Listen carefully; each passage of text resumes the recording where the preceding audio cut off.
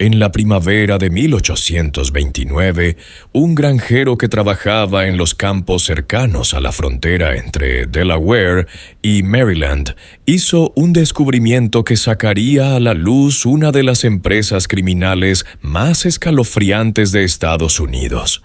Su caballo de labranza se hundió repentinamente en la tierra, dejando al descubierto un cofre de madera enterrado bajo el suelo.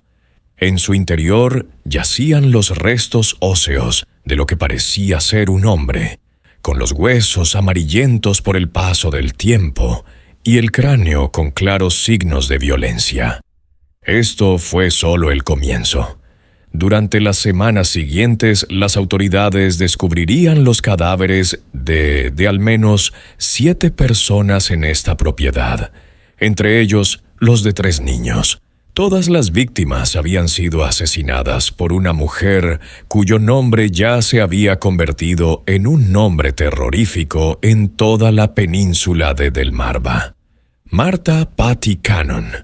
Durante casi 2 décadas, Cannon había dirigido lo que los historiadores denominan ahora el ferrocarril subterráneo inverso, una red que secuestraba a afroamericanos libres y esclavos fugitivos para venderlos de nuevo como esclavos en el sur profundo. Pero no se trataba solo de tráfico de personas.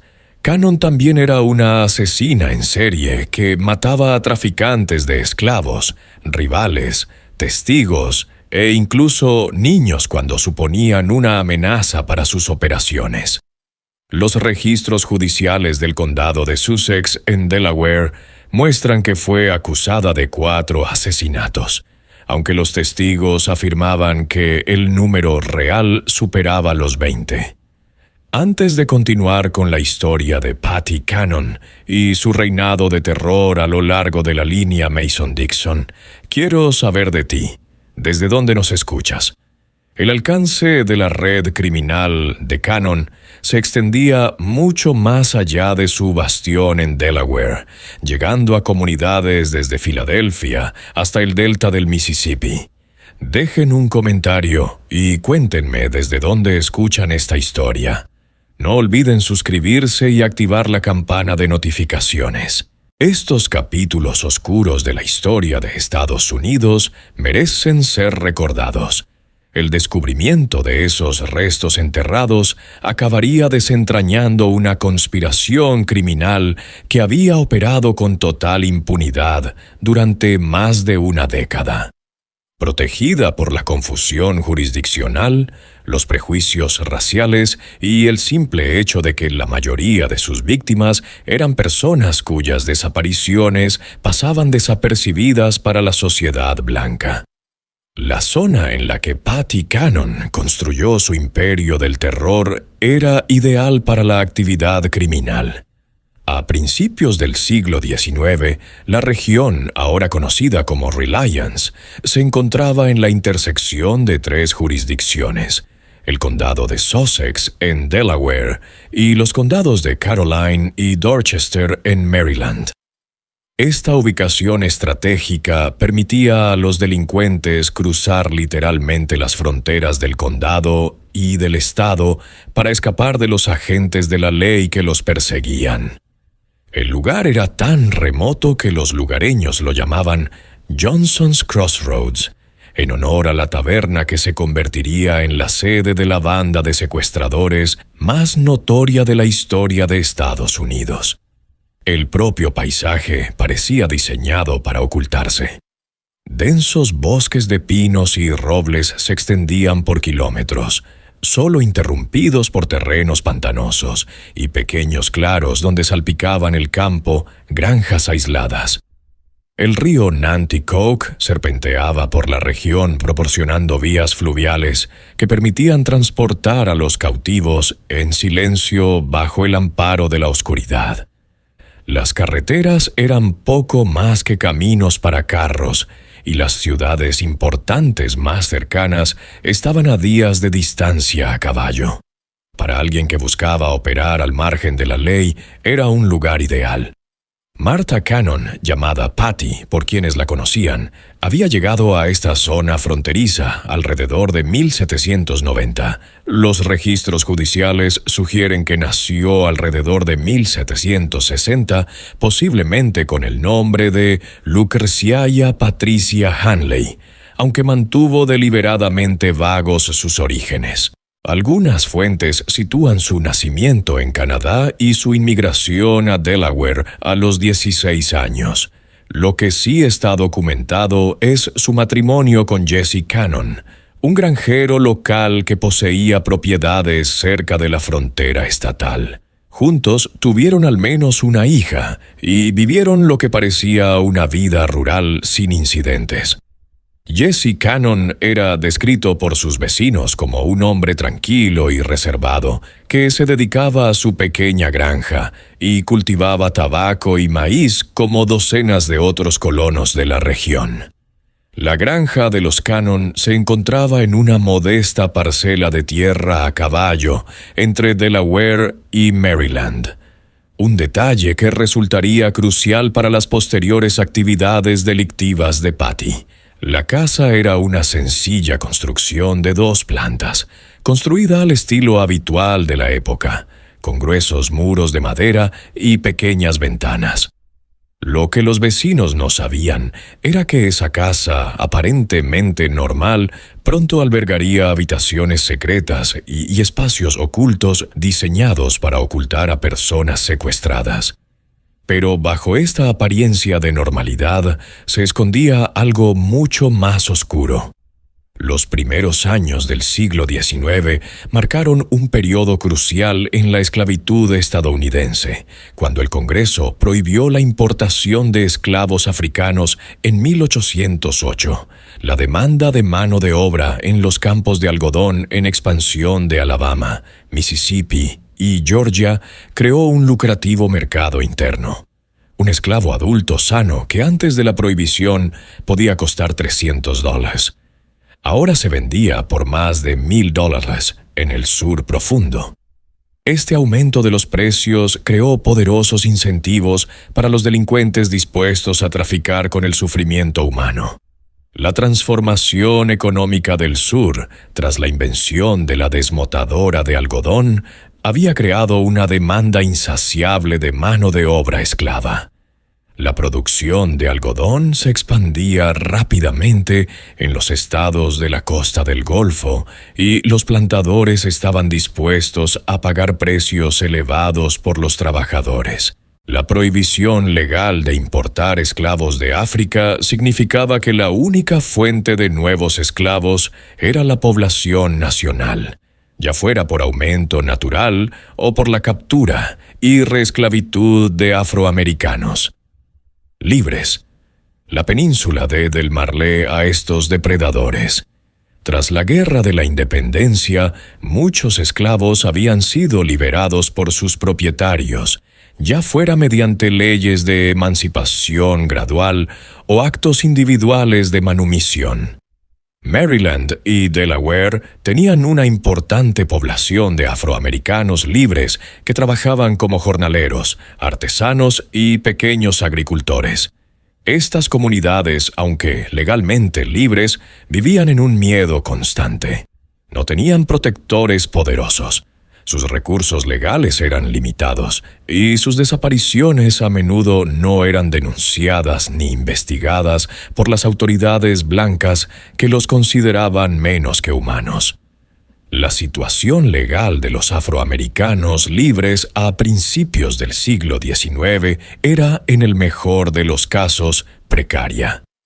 Aunque no eran esclavos, poseían pocos de los derechos de los que disfrutaban los ciudadanos blancos. No podían votar, formar parte de un jurado ni testificar contra acusados blancos en la mayoría de los tribunales. Su libertad podía ser cuestionada en cualquier momento y se les exigía llevar consigo documentos que acreditaran su condición. Para delincuentes como Patty Cannon, estas vulnerabilidades legales creaban oportunidades de explotación. En este entorno apareció Patty Cannon, una mujer que demostraría que el mal no entiende de géneros. Los relatos contemporáneos la describen como una mujer corpulenta y de aspecto imponente, con una fuerza inusual para su género. Medía casi 1,80 en una época en la que la mayoría de las mujeres apenas alcanzaban el 1,5 metros. Según sus vecinos, tenía una presencia intimidante, que dice que su voz era grave y autoritaria y que tenía fama de tener arrebatos violentos cuando se la contrariaban. Su marido, Jesse, murió en circunstancias misteriosas alrededor de 1826. Algunos afirmaron más tarde que ella lo había envenenado, dejándola viuda y con el control total de la propiedad familiar.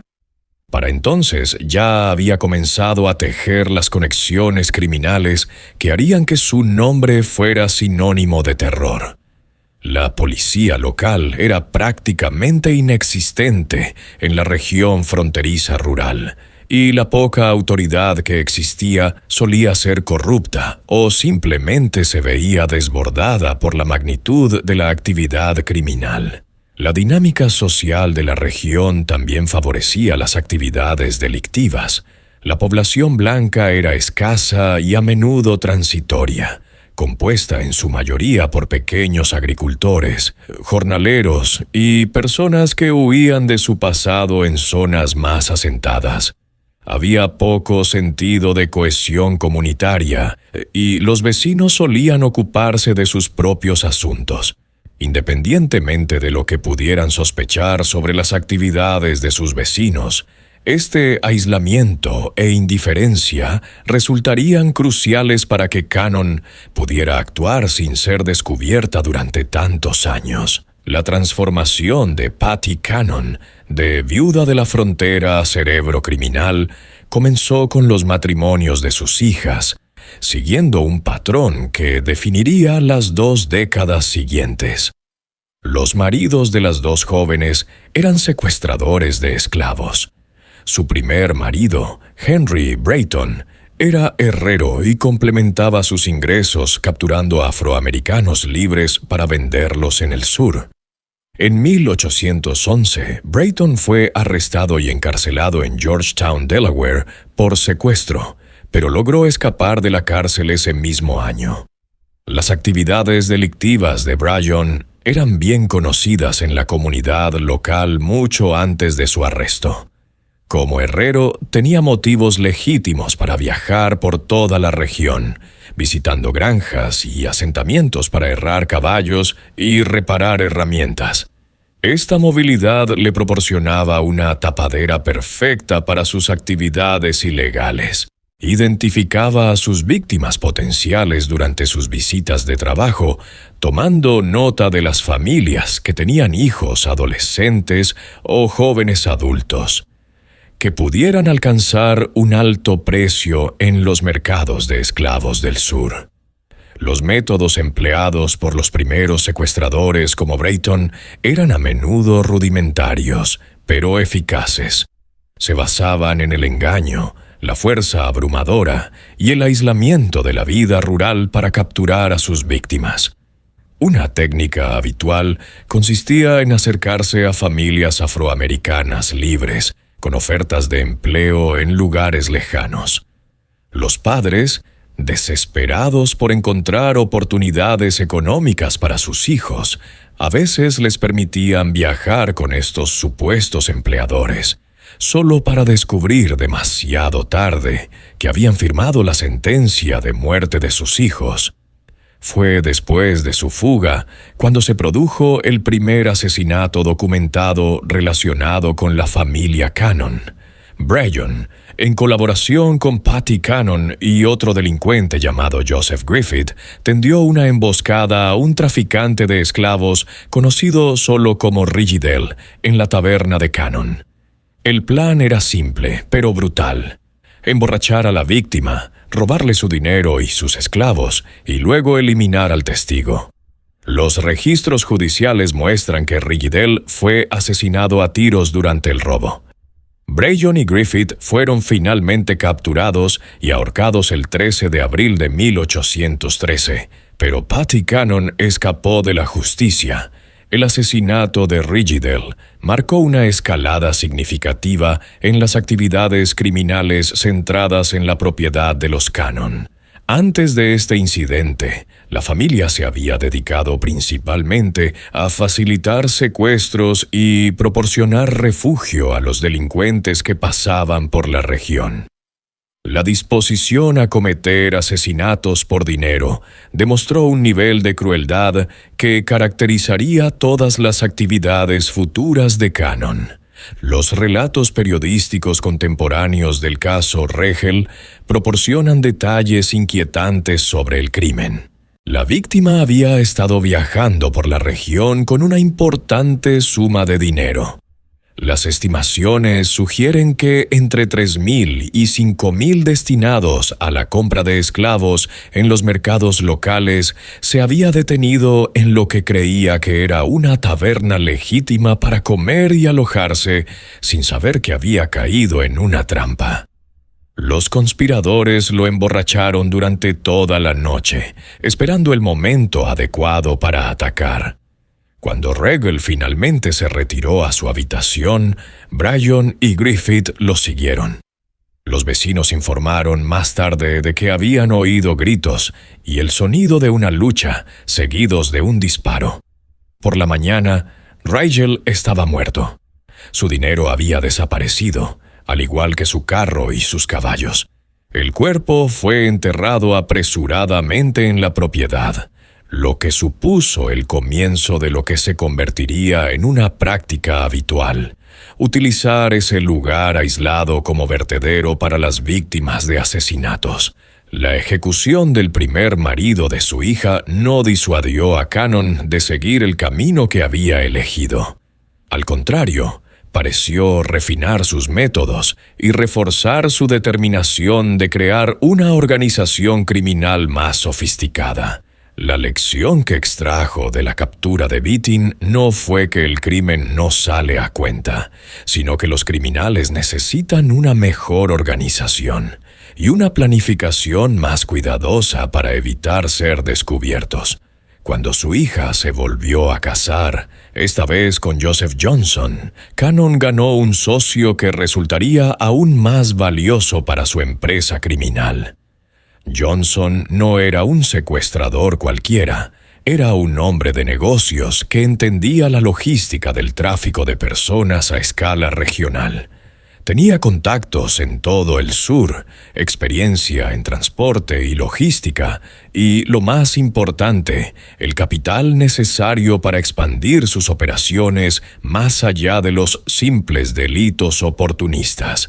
Johnson aportó a la sociedad una taberna situada precisamente en la frontera entre Delaware y Maryland. Este establecimiento, que pasó a conocerse como Joe Johnson's Tavern, estaba situado en un lugar tan estratégico que las diferentes habitaciones se encontraban literalmente en diferentes estados.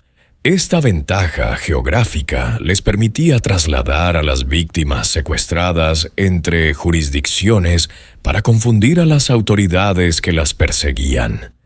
Cuando los agentes de la ley de Delaware llegaban con órdenes de arresto, los sospechosos podían simplemente entrar en la parte del edificio situada en Maryland y alegar inmunidad frente a la jurisdicción de Delaware.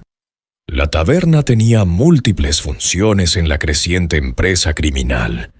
Era un negocio legítimo que servía de tapadera para sus actividades, generaba ingresos y explicaba el flujo constante de viajeros y carromatos que pasaban por la propiedad.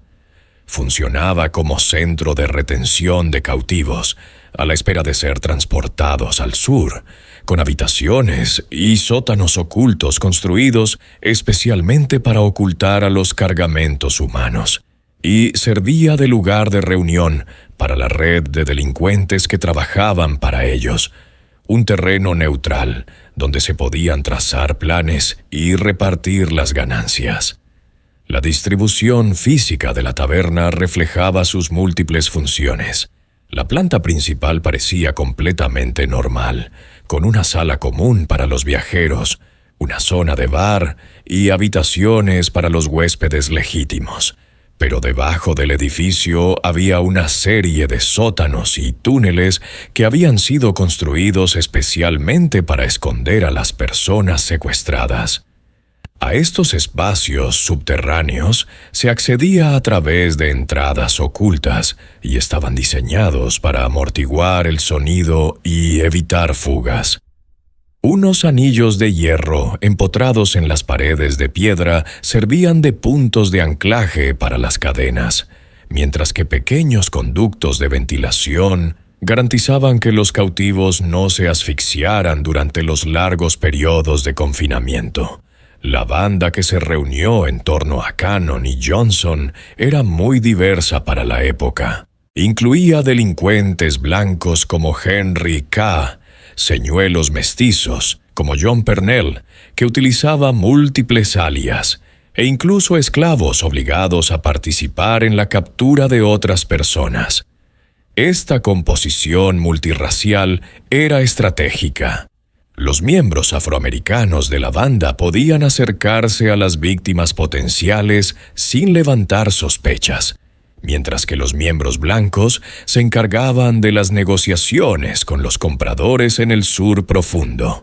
John Purnell, descrito en los registros judiciales como un hombre amarillo o mulato, era especialmente valioso para la organización. Su herencia racial mixta le permitía moverse con relativa facilidad entre las comunidades blancas y afroamericanas. Mantenía múltiples identidades y podía presentarse como una persona libre de color en busca de trabajo o como un hombre blanco de piel clara que hacía negocios dependiendo de la situación.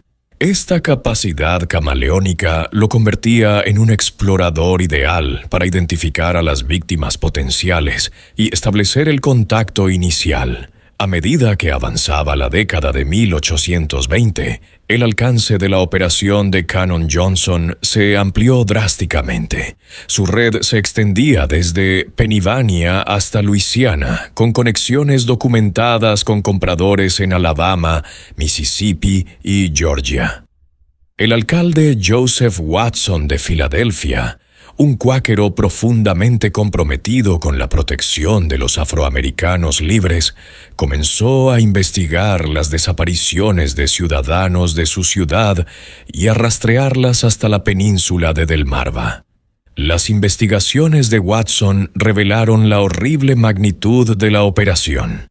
Solo en 1825 documentó docenas de secuestros relacionados con la banda de Cannon.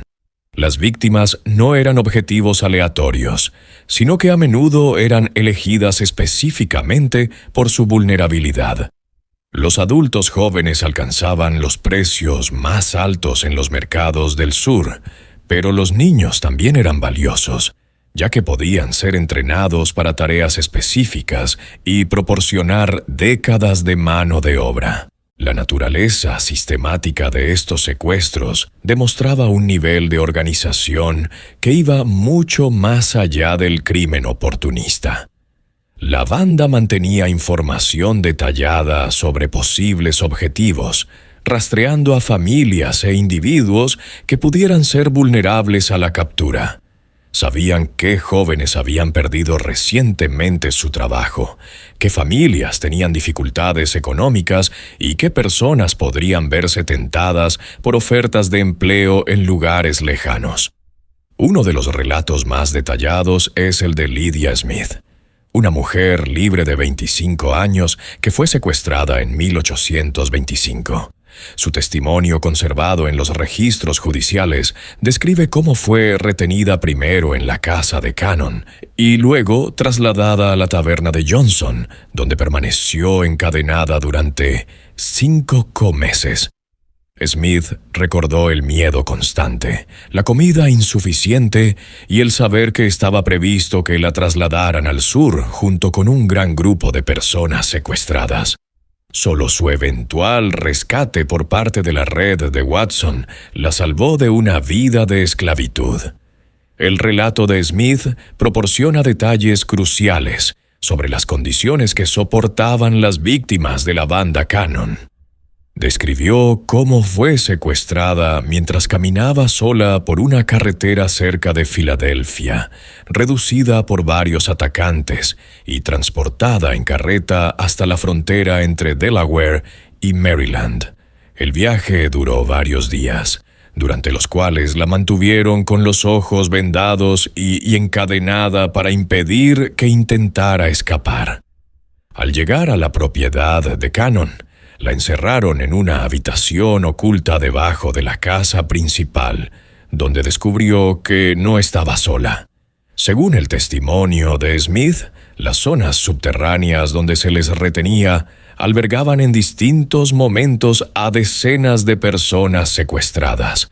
Hombres, mujeres y niños eran recluidos en zonas separadas, todos encadenados para impedir que escaparan. Las condiciones eran deliberadamente duras: comida insuficiente, falta de instalaciones sanitarias y oscuridad constante, salvo cuando los guardias traían velas a la hora de comer.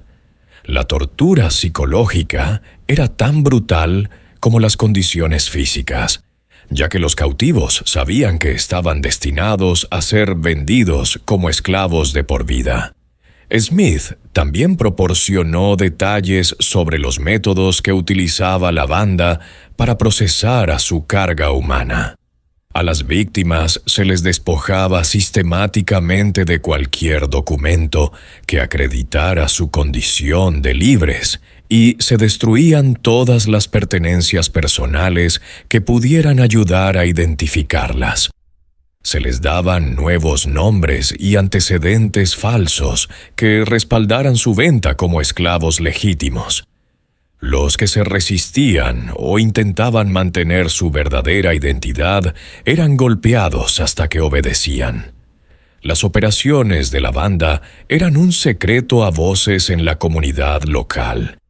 Los vecinos sabían que había personas que desaparecían cerca de la propiedad de Cannon, que llegaban carromatos a horas intempestivas y que la taberna de Johnson era escenario de reuniones sospechosas. Pero las víctimas eran afroamericanos, en una sociedad en la que su palabra tenía poco peso frente a la de los delincuentes blancos.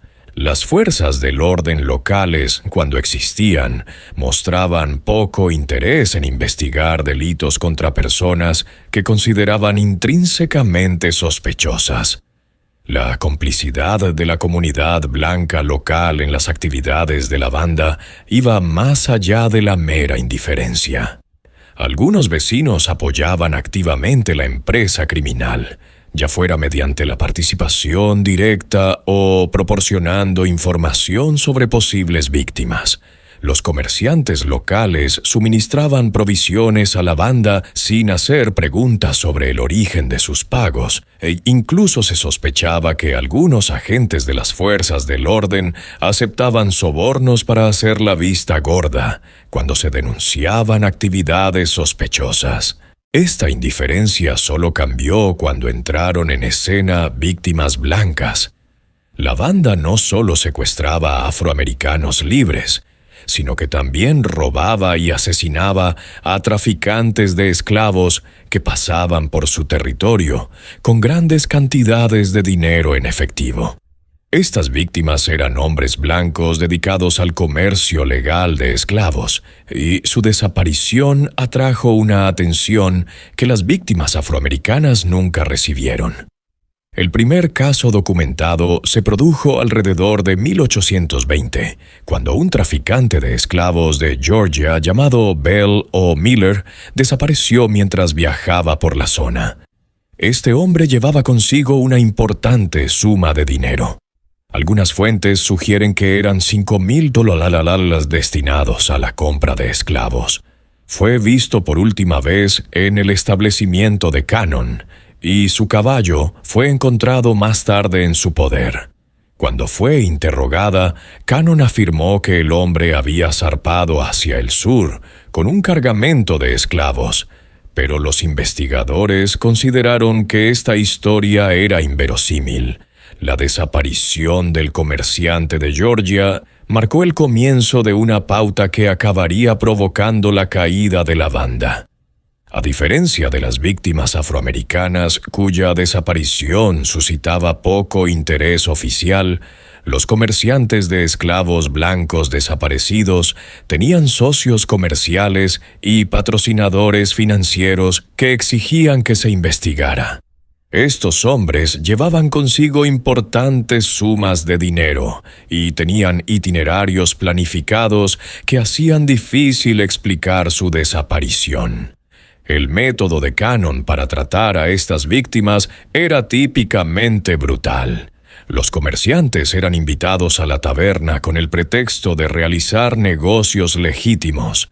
Una vez allí, se les emborrachaba y se les animaba a hablar de sus recursos financieros y sus planes de viaje. Cuando se presentaba la oportunidad, se les asesinaba y robaba. Se enterraba sus cuerpos en la propiedad y su dinero, y cualquier esclavo que les acompañara se incorporaba a las operaciones de la banda. Los beneficios de estos asesinatos eran considerables. Un solo traficante de esclavos podía llevar consigo suficiente dinero para financiar las operaciones de la banda durante meses. Los esclavos que transportaban podían venderse a través de las redes de la banda en el sur, lo que generaba ingresos adicionales. Y lo más importante, la eliminación de estos competidores ayudaba a la banda a mantener su monopolio sobre las actividades delictivas en la región. A mediados de la década de 1820, la presión sobre la banda de Cannon Johnson aumentaba desde múltiples frentes. El alcalde Watson de Filadelfia había comenzado a ofrecer recompensas sustanciales por información que condujera a detenciones, y el gobernador John Andrew Schulzer de Pensilvania coordinaba con funcionarios de los estados del sur para localizar a los ciudadanos secuestrados. Sus investigaciones revelaban no solo delitos individuales, sino una red sistemática que llevaba más de una década en funcionamiento. La recompensa ofrecida por Watson, $500 por información que condujera a la detención de los miembros de la banda, representaba una suma considerable para la época, equivalente a varios meses de salario para la mayoría de los trabajadores. Este incentivo económico comenzó a aflojar las lenguas en comunidades que hasta entonces habían guardado silencio sobre las actividades de la banda. Antiguos miembros descontentos de la banda e incluso algunas víctimas que habían logrado escapar comenzaron a proporcionar información a las autoridades. La respuesta de la banda a esta presión fue característicamente violenta. En lugar de reducir sus operaciones, comenzaron a eliminar a los posibles testigos de forma más agresiva. Esta decisión acabaría siendo su perdición, ya que amplió su lista de víctimas para incluir a personas cuya desaparición no podía ignorarse. La escalada de violencia durante este periodo reflejaba la mentalidad cada vez más paranoica de Patty Cannon. Había construido un imperio criminal que generaba enormes beneficios. Las estimaciones sugieren que los ingresos anuales de la banda superaban los $50,000, una fortuna para los estándares de principios del siglo XIX. Pero este éxito la había convertido en blanco de la atención de las fuerzas del orden, y ella estaba convencida de que sus antiguos socios representaban una amenaza existencial para sus operaciones. La figura más crucial en la eventual exposición de la banda, un niño mestizo llamado Cyrus James. Había comprado a James como esclavo cuando solo tenía 7 años y lo había criado en su casa. A medida que crecía, James se vio obligado a participar en las actividades de la banda, sirviendo de señuelo para atraer a otros afroamericanos a las trampas. Su profundo conocimiento de las operaciones de la banda, combinado con su creciente repulsa por la violencia que presenciaba, lo convirtieron en un activo invaluable y en un potencial lastre. La posición de James en la casa de Cannon era única y trágicamente compleja. Como niño esclavo, no tenía más remedio que participar en cualquier actividad que le exigiera su dueña. Pero a medida que maduraba, comenzó a comprender todo el horror de lo que se le obligaba a hacer. Estaba ayudando a destruir las vidas de personas que se parecían a él, personas que compartían su herencia y su vulnerabilidad. Este conocimiento creó un conflicto interno que finalmente lo llevaría a cooperar con las autoridades a pesar de los riesgos personales que ello implicaba. La manipulación psicológica empleada por Cannon para controlar a James era sofisticada y cruel. Alternaba entre tratarlo como un miembro favorito de la familia y amenazarlo con violencia o con venderlo a amos brutales en el sur profundo. Lo convenció de que su supervivencia dependía completamente de su protección y que cualquier traición resultaría en su muerte inmediata. Esta combinación de dependencia y terror mantuvo a James fiel durante años, incluso cuando fue testigo de crímenes cada vez más horribles. James testificó más tarde que fue testigo de cómo Cannon asesinaba a varios niños en su propiedad. En un relato especialmente espantoso, describió cómo Cannon sacó de la casa con su delantal a un niño afroamericano herido que aún no había muerto y cómo el niño nunca volvió. James sabía dónde estaban enterrados los cadáveres, porque se le había obligado a ayudar a deshacerse de ellos. Los asesinatos de los que James fue testigo no eran actos de violencia aleatorios, sino decisiones calculadas, basadas en la evaluación del riesgo y el beneficio que Cannon hacía. Los niños que enfermaban o resultaban heridos eran asesinados en lugar de ser atendidos, ya que la atención médica habría sido cara y habría atraído una atención no deseada. Los jóvenes que resultaban difíciles de controlar o que insistían en su condición de libres eran eliminados como posibles fuentes de problemas. Incluso los bebés nacidos de mujeres secuestradas eran a veces asesinados. Si Cannon determinaba que darían más problemas que lo que valían. La ruina de la banda comenzó con el trato que dieron a los traficantes de esclavos rivales. La competencia en el comercio ilegal de personas era feroz, y la banda de Cannon se había ganado la reputación de asesinar a sus competidores para robarles el dinero y su carga humana. Esta práctica se aceleró a medida que aumentaba la presión de las fuerzas del orden legítimas. Los traficantes de esclavos muertos no podían testificar sobre sus experiencias con la banda. La decisión de intensificar la violencia contra las víctimas blancas reflejaba tanto la creciente desesperación de Cannon como su error fundamental al calcular las consecuencias de tales acciones.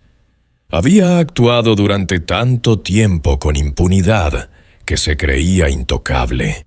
El asesinato de afroamericanos no había generado ninguna respuesta seria por parte de las fuerzas del orden, por lo que supuso que lo mismo ocurriría con las víctimas blancas. Esta suposición resultaría fatal para su empresa criminal. A principios de 1829 comenzaron a aparecer los cadáveres. Un granjero que trabajaba en tierras propiedad de Cannon estaba arando una zona baja que había sido recientemente despejada de maleza cuando su caballo tropezó con lo que resultó ser una tumba. Dentro de un cofre de madera descubrió huesos humanos que las autoridades determinaron que pertenecían al traficante de esclavos de Georgia, desaparecido casi una década antes. Este descubrimiento desencadenó una búsqueda sistemática de la propiedad que revelaría múltiples lugares de enterramiento. El granjero que hizo el descubrimiento inicial estaba trabajando en tierras que Cannon había alquilado para obtener ingresos adicionales. La zona había estado sin utilizar porque era propensa a las inundaciones, pero el reciente tiempo seco la había hecho apta para el cultivo. Cuando el caballo de labranza del granjero se hundió repentinamente en el suelo, este pensó inicialmente que se había topado con una depresión natural o quizás con un antiguo pozo. Solo cuando comenzó a excavar para liberar a su caballo, se dio cuenta de que había tropezado con algo mucho más siniestro. El cofre de madera que contenía los huesos estaba muy bien conservado, lo que sugería que había sido enterrado hacía relativamente poco tiempo. A pesar de contener restos de décadas de antigüedad, el cofre en sí parecía haber sido construido específicamente con el fin de ocultar un cuerpo, con unas dimensiones que se ajustaban perfectamente a la forma humana. Este nivel de preparación indicaba que el entierro no fue un intento apresurado de ocultar un crimen, sino más bien parte de un método sistemático para deshacerse de los cadáveres que se había perfeccionado a lo largo de años de práctica. El descubrimiento del primer cadáver a principios de 1829 puso en marcha una cadena de acontecimientos que finalmente acabaría con el imperio criminal de Patty Cannon. Las autoridades de Delaware, en colaboración con sus homólogos de Maryland, obtuvieron órdenes de registro y comenzaron una investigación exhaustiva de todas las propiedades relacionadas con la banda de Cannon Johnson. Lo que encontraron superó sus peores expectativas.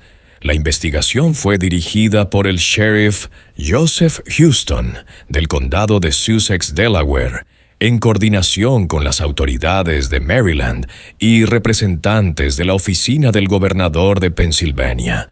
Este enfoque multijurisdiccional no tenía precedentes en aquella época y reflejaba el creciente reconocimiento de que las actividades de la banda de Cannon traspasaban las fronteras estatales y requerían una respuesta coordinada de las fuerzas del orden.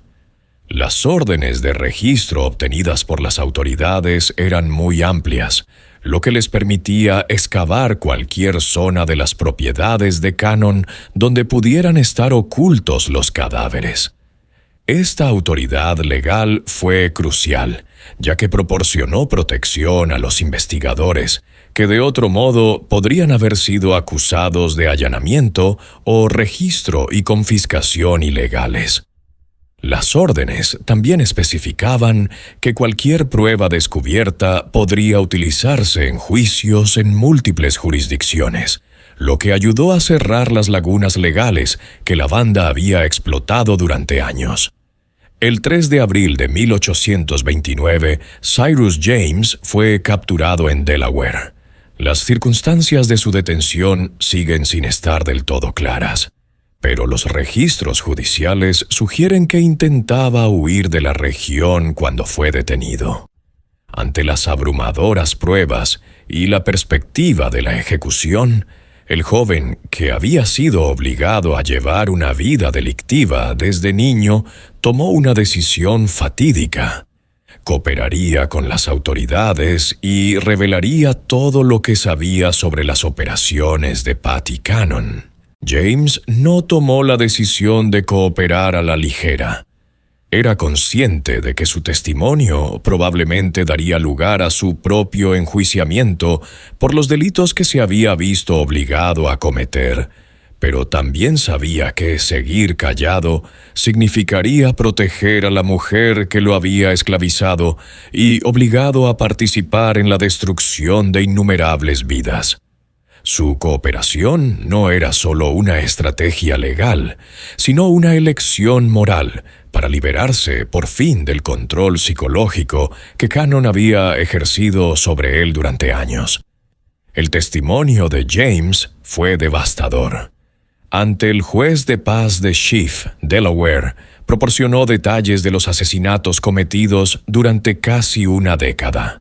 Contó a los investigadores que Joseph Johnson, su hermano Ebenezer Johnson y Patty Cannon habían disparado al traficante de esclavos de Georgia mientras cenaba en la casa de Cannon.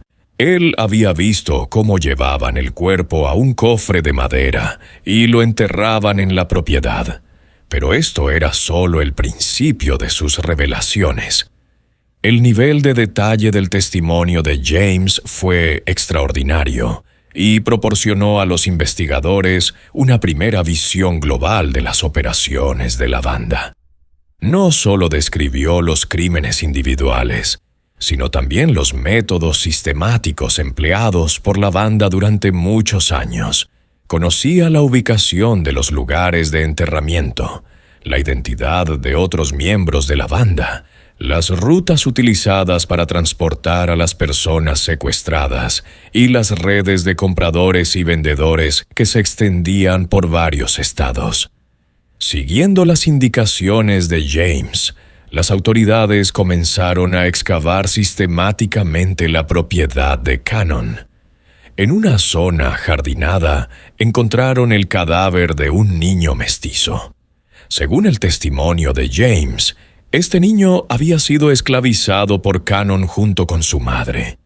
Cannon había matado al niño porque sospechaba que su padre era blanco, posiblemente un miembro de su propia familia. El artículo que conserva este testimonio no contiene información sobre el destino de la madre del niño, lo que deja abierta la horrible posibilidad de que también fuera asesinada. El descubrimiento del cuerpo del niño fue especialmente perturbador para los investigadores, ya que demostraba el grado de crueldad de Cannon. No se trataba de una víctima de secuestro ni de un criminal rival. Era un niño que había nacido en la casa de Cannon y había vivido bajo su control. El asesinato parecía estar motivado únicamente por la paranoia racista de Cannon y su miedo a que un niño mestizo pudiera amenazar de alguna manera sus operaciones. Excavaciones adicionales revelaron 2 cajas de madera, cada una con huesos humanos. James identificó uno de los restos como pertenecientes a otro niño al que había visto Cannon golpear hasta la muerte con un trozo de madera. El tercer conjunto pertenecía a un adulto que James describió como alguien a quien consideraban propiedad, lo que significaba que la banda creía que esta persona era libre y podía tener recursos que valía la pena robar. La naturaleza sistemática de estos asesinatos pintaba a Cannon como algo más que una simple criminal. Era una asesina en serie que había estado actuando con impunidad durante años, protegida por el aislamiento de su ubicación, la indiferencia de las autoridades locales hacia los crímenes contra los afroamericanos y una red de cómplices que compartían sus ganancias. Las pruebas físicas descubiertas durante las excavaciones corroboraron el testimonio de James con notable detalle. Las cajas de madera utilizadas para contener los cadáveres eran de construcción similar, lo que sugiere que habían sido fabricadas específicamente con el fin de ocultar a las víctimas de los asesinatos. La ubicación de las tumbas seguía un patrón que indicaba una planificación sistemática en lugar de un entierro aleatorio. Lo más inquietante era que el estado de los restos sugería que algunas víctimas habían sido enterradas aún con vida. A medida que se difundió la noticia del descubrimiento, comenzaron a aparecer otros testigos. Personas que habían vivido con miedo a Cannon durante años encontraron de repente el valor para hablar. Sus testimonios revelaron nuevas víctimas y proporcionaron detalles sobre los métodos de la banda que corroboraban el relato de James. Entre estos nuevos testigos se encontraba Thomas Freeman. un afroamericano libre al que los miembros de la banda habían abordado en 1827, pero que había logrado escapar. Freeman testificó que le habían ofrecido trabajo en Georgia y que se dirigía a la propiedad de Cannon cuando empezó a sospechar del comportamiento de su escolta. Consiguió escapar durante una parada para descansar y pasó varios días escondido en el bosque antes de regresar a Filadelfia. El testimonio de Freeman fue significativo porque proporcionó información sobre los métodos de reclutamiento de la banda. Describió cómo el primer contacto le había parecido completamente legítimo. Estaba luchando por encontrar trabajo en Filadelfia cuando un hombre bien vestido se le acercó y le ofreció un empleo en una plantación de Georgia. El salario ofrecido era generoso y el transporte era gratuito. Fue durante el viaje cuando Freeman empezó a notar inconsistencias en las historias de su escolta y comenzó a sospechar de sus verdaderas intenciones. El alcance de la investigación se amplió más allá de Delaware. Las autoridades de Maryland comenzaron a examinar las propiedades de los miembros de la banda, mientras que los funcionarios de Pennsylvania coordinaban los esfuerzos para documentar el alcance total de la red de secuestros. Justo cuando pensábamos que lo habíamos visto todo, el horror en el condado de Sussex se intensifica.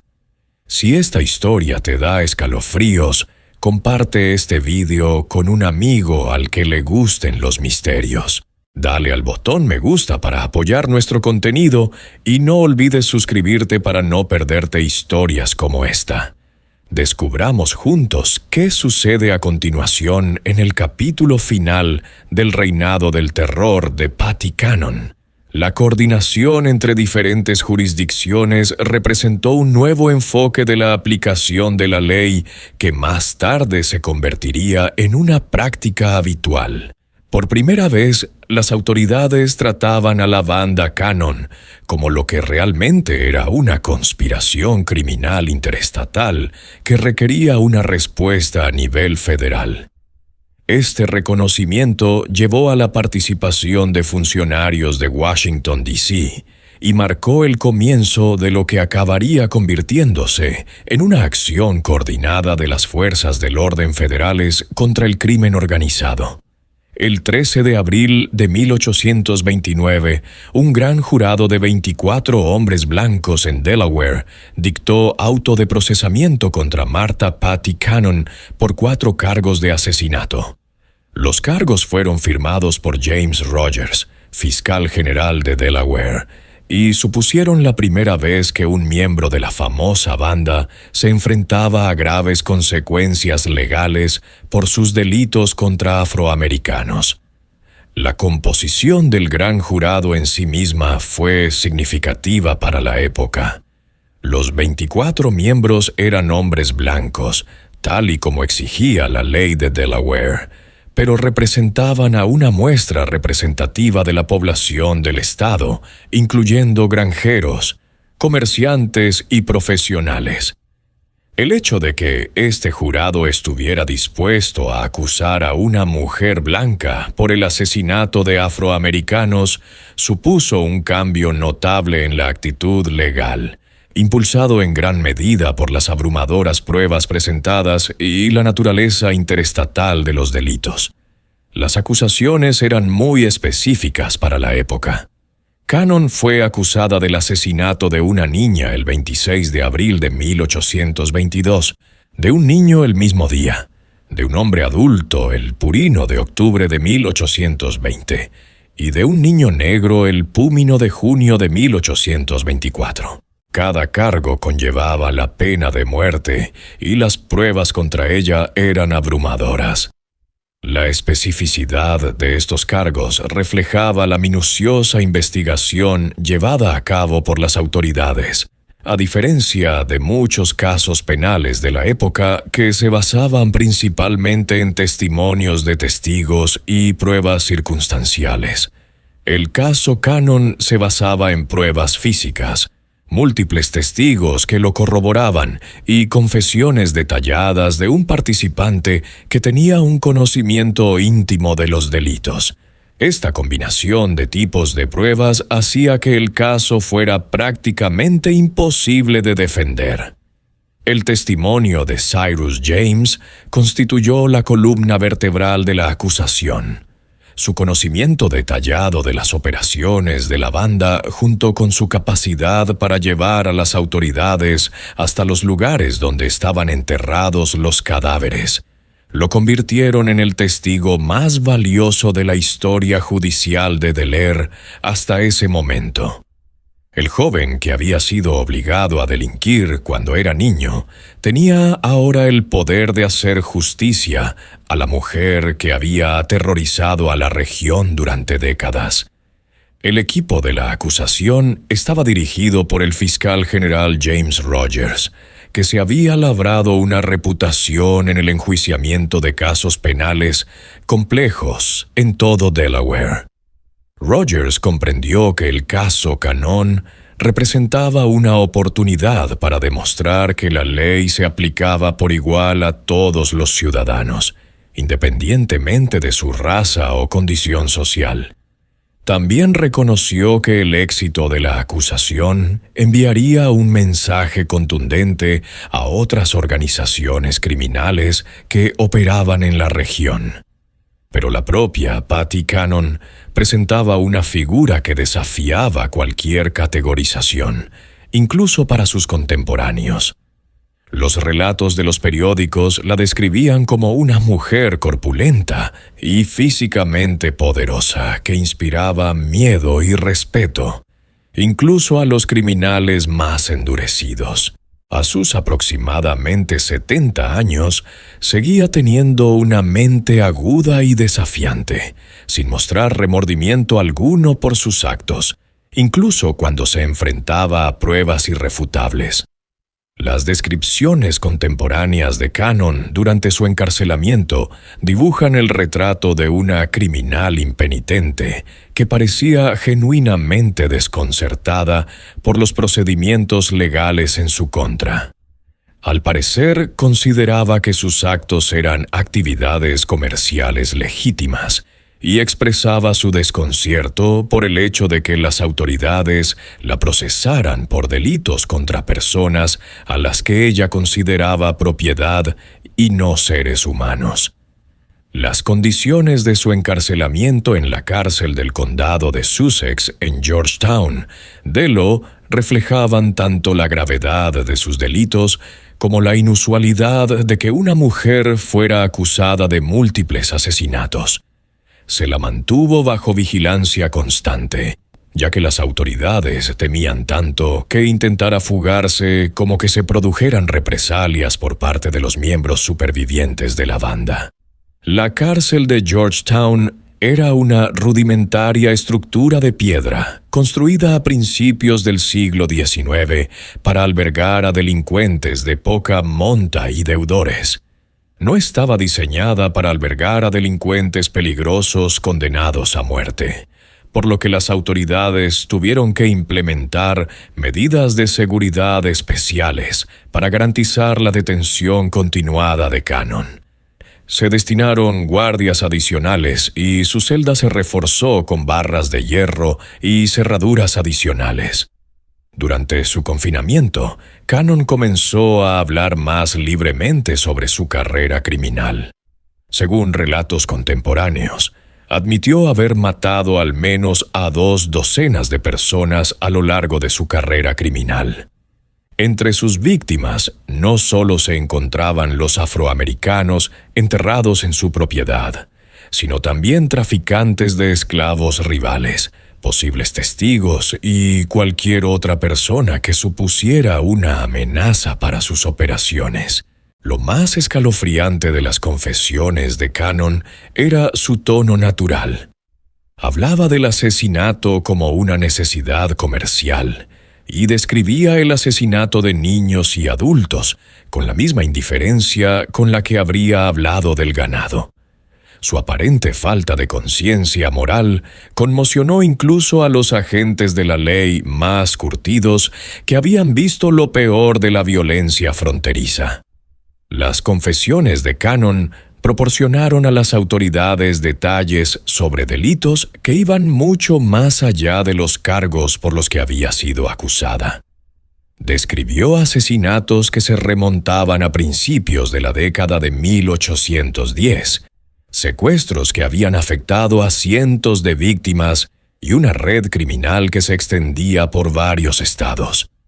Estas revelaciones confirmaron las sospechas de los investigadores de que los delitos descubiertos en su propiedad representaban solo una fracción de las actividades totales de la banda. El proceso judicial avanzó con una rapidez inusual para la época. Las abrumadoras pruebas combinadas con la presión pública para que se hiciera justicia impulsaron un juicio rápido y una resolución.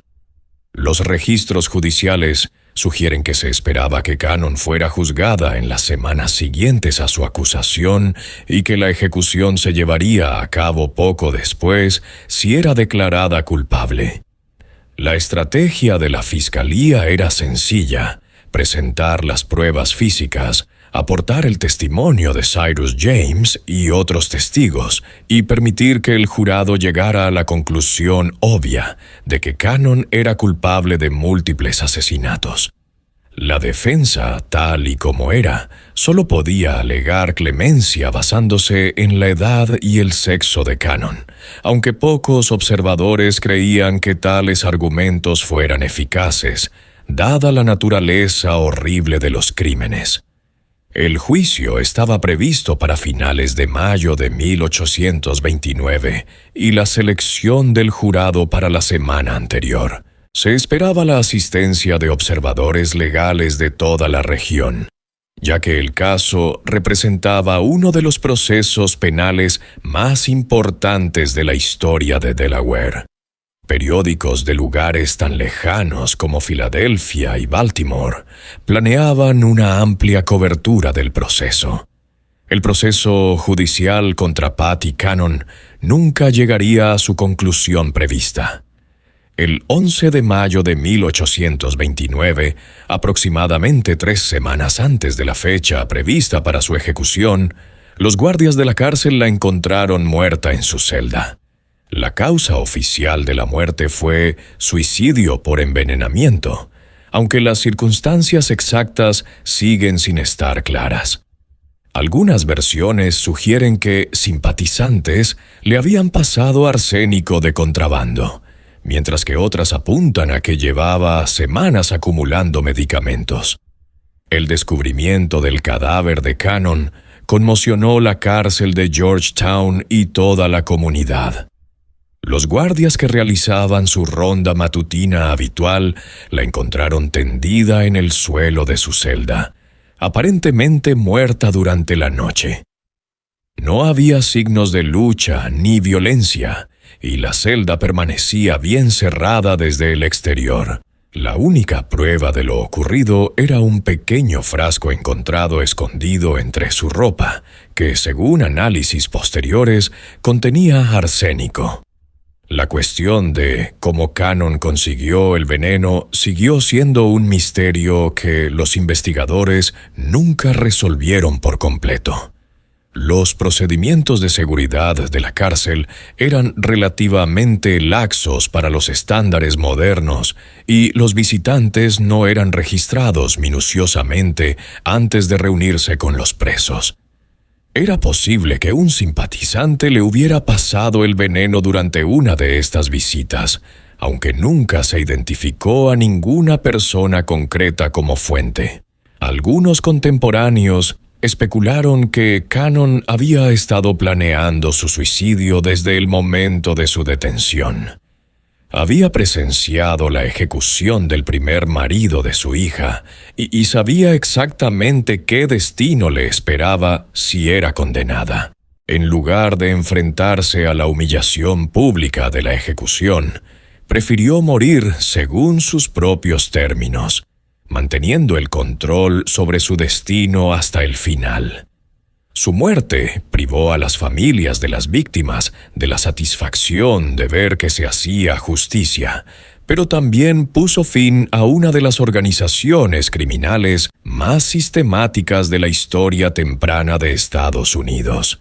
Los registros judiciales muestran que la muerte de Cannon puso fin de manera efectiva al ferrocarril clandestino inverso que había operado a lo largo de la península de Delmarva durante casi 2 décadas.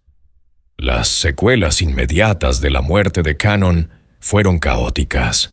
Las autoridades se habían estado preparando para lo que esperaban que fuera el juicio penal más importante de la historia de Delaware. Y su suicidio les dejó sin resolver muchas preguntas sobre el alcance total de su red criminal.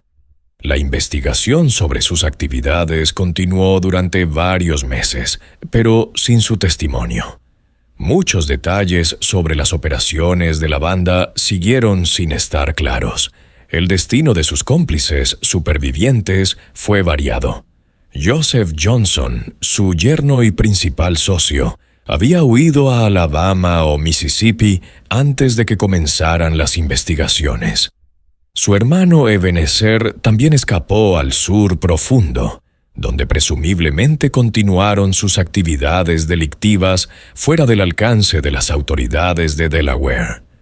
Las fuerzas del orden locales hicieron intentos poco entusiastas por perseguirlos, pero las complicaciones jurisdiccionales y las grandes distancias implicadas hicieron improbable el éxito de la persecución. Solo Cyrus James, el niño esclavo obligado a delinquir, quedó para enfrentarse a la justicia, y su cooperación con las autoridades le llevó finalmente a la libertad en lugar de a la ejecución.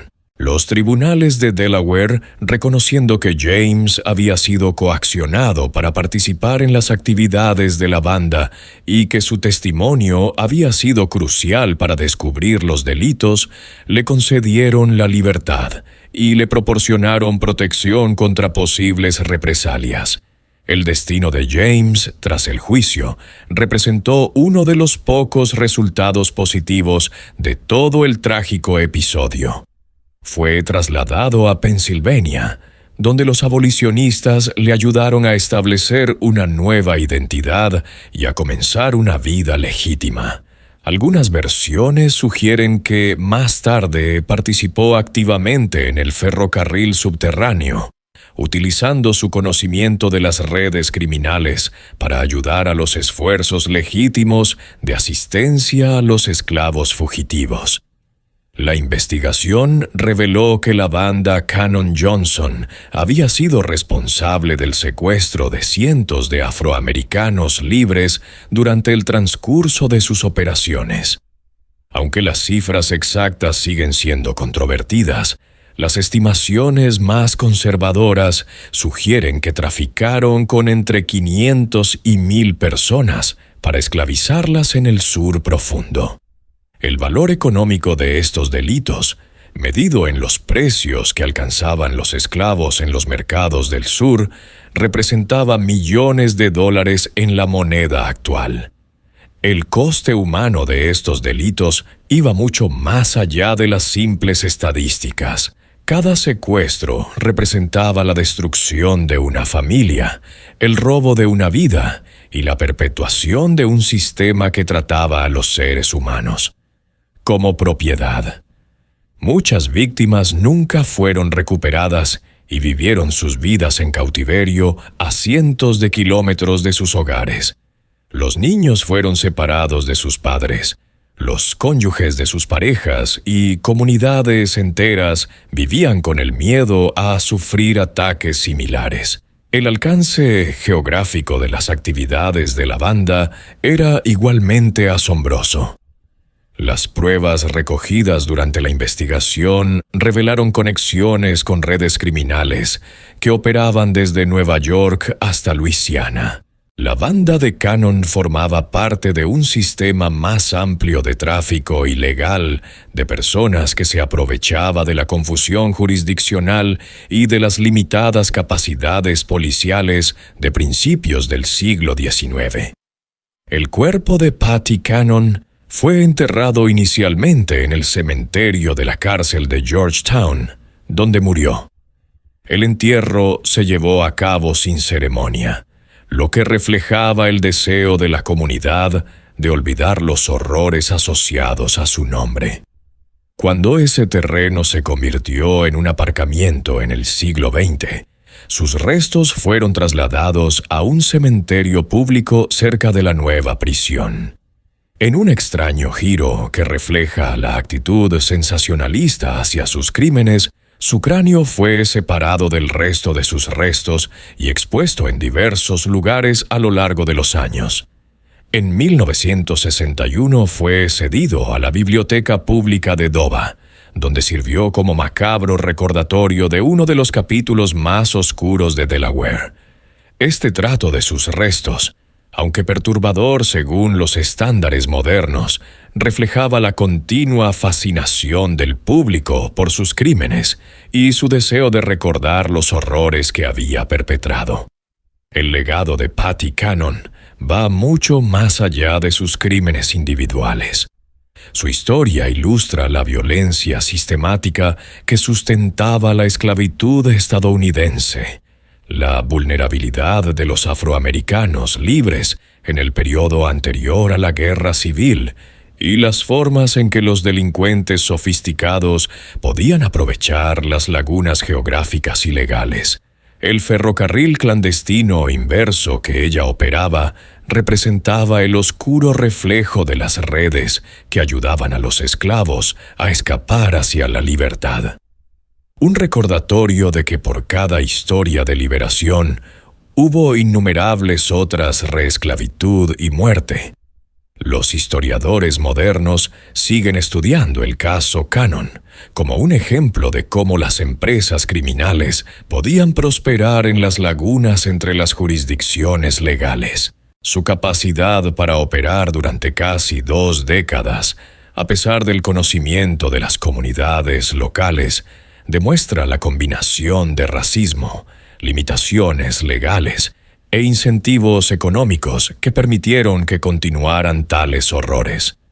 El caso también puso de relieve las limitaciones de las fuerzas del orden a principios del siglo XIX. La falta de coordinación entre las diferentes jurisdicciones, la ausencia de fuerzas policiales profesionales y las limitadas capacidades de comunicación de la época contribuyeron a que la banda pudiera operar con impunidad. Estas lecciones servirían más tarde para desarrollar estrategias policiales más eficaces para hacer frente a la delincuencia interestatal. El impacto en la comunidad local fue profundo y duradero. La zona alrededor de Johnson's Crossroads nunca se recuperó del todo de su asociación con la banda Cannon.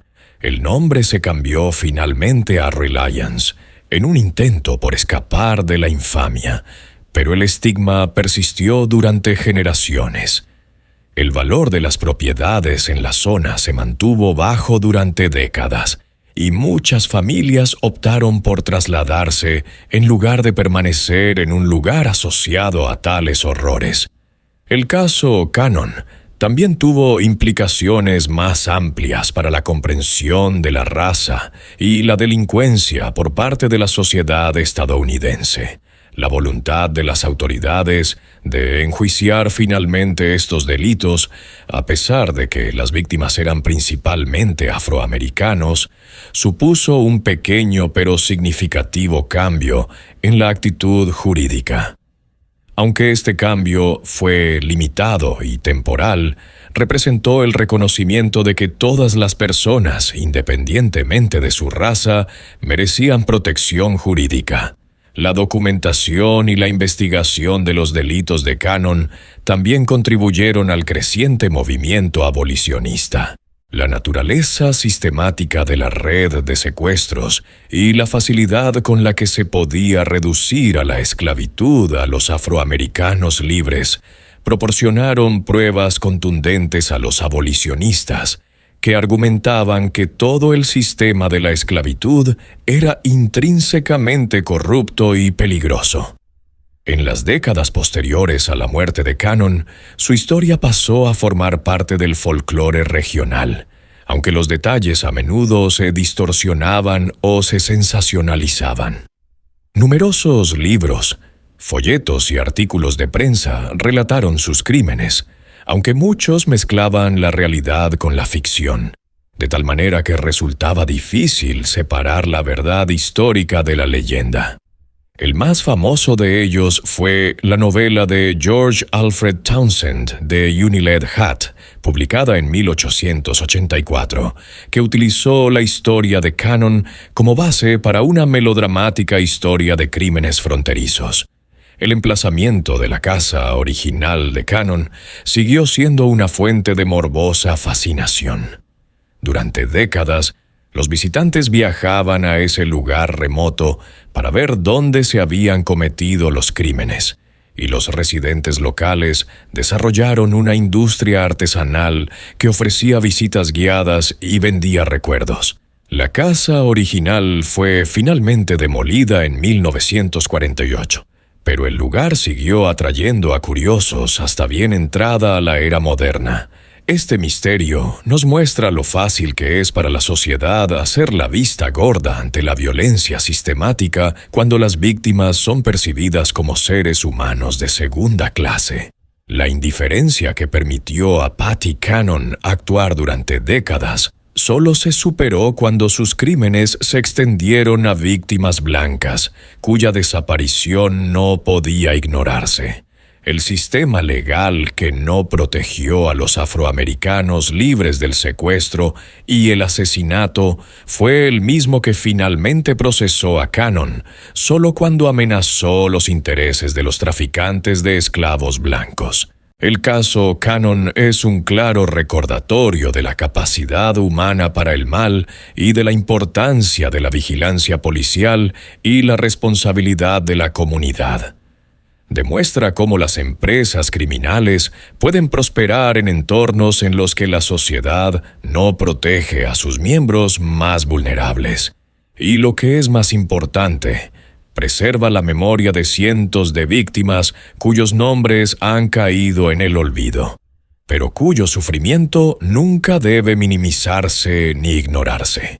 ¿Qué opinas de esta historia? ¿Crees que se reveló todo sobre el alcance total de su red criminal? Las pruebas sugieren que la banda de Patty Cannon formaba parte de un sistema mucho más amplio de tráfico ilegal de personas que se extendía mucho más allá de la frontera entre Delaware y Maryland. Aún quedan muchas preguntas sin respuesta sobre el alcance total de sus actividades y el destino de sus víctimas. Deja tu comentario a continuación y comparte tu opinión sobre este oscuro capítulo de la historia de Estados Unidos. Si te ha gustado esta historia y quieres conocer más historias de terror del pasado oculto de Estados Unidos, suscríbete, activa la campana de notificaciones y compártela con alguien a quien le gusten los misterios de los crímenes olvidados de nuestro país. Nos vemos en el próximo vídeo, donde exploraremos otra aterradora historia real, salida de las sombras de la historia de Estados Unidos. M.